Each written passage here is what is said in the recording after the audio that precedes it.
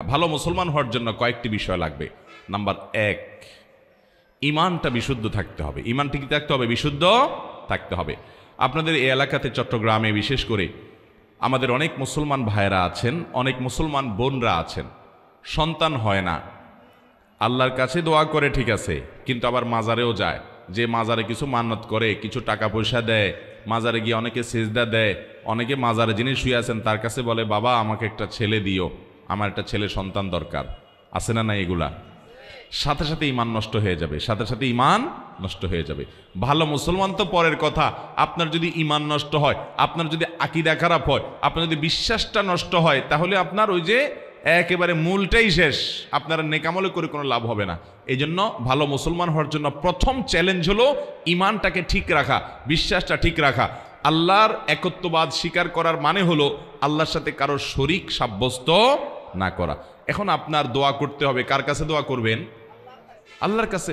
আমাদের প্রিয় নবী সাল্লাল্লাহু আলাইহি ওয়াসাল্লাম তার প্রিয় সাহাবী আব্দুল্লাহ ইবনে আব্বাস রাদিয়াল্লাহু তাআলা আনহু 9 বছর বয়স তখন তাকে আদর করে স্নেহ করে হাত দিয়ে বললেন, কাঁধে হাত রেখে বললেন, ইযা সাআলতা ফাসআলিল্লাহ ওয়া ইযা ইসতাআনতা ফাসতাইন বিল্লাহ।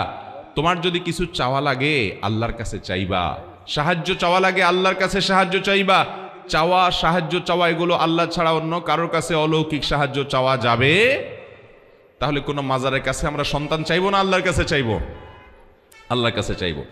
ঠিক একইভাবে আমার দোয়া, আমার ইবাদত বন্দেগী, এটা মাজারে করার জিনিস না, এগুলো আরশের মালিকের কাছে পেশ করতে হবে। মাজারে যিনি শুয়ে আছেন উনি নিজেও আল্লাহর বান্দা, নিজেও আল্লাহর গোলাম, উনি নিজেও আল্লাহর কাছে মুখাপেক্ষী। আপনি গোলামের কাছে কেন চাইবেন? মালিকের কাছে চাইবেন। আল্লাহ বলেছেন, উদউনি আস্তাজিব লাকুম, তোমরা আমার কাছে দোয়া করো, আমি তোমাদের দোয়া কবুল করব। অতএব দোয়া করতে হবে কার কাছে?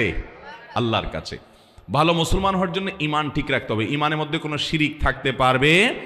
অন্ধের মতো আনুগত্য কোনো দলের করবেন, কোনো ব্যক্তির করবেন? অন্ধের মতো আনুগত্য, সব কথা শুনবো, এটা কার হবে? শুধুমাত্র আল্লাহর। আর সবার এই বেলা এটা চলবে না। এমনকি আমিও যদি কথা বলি, কোনো আলেমও যদি কথা বলে, তার যদি ভালো কোনো কথা হয় সেটা নিবেন।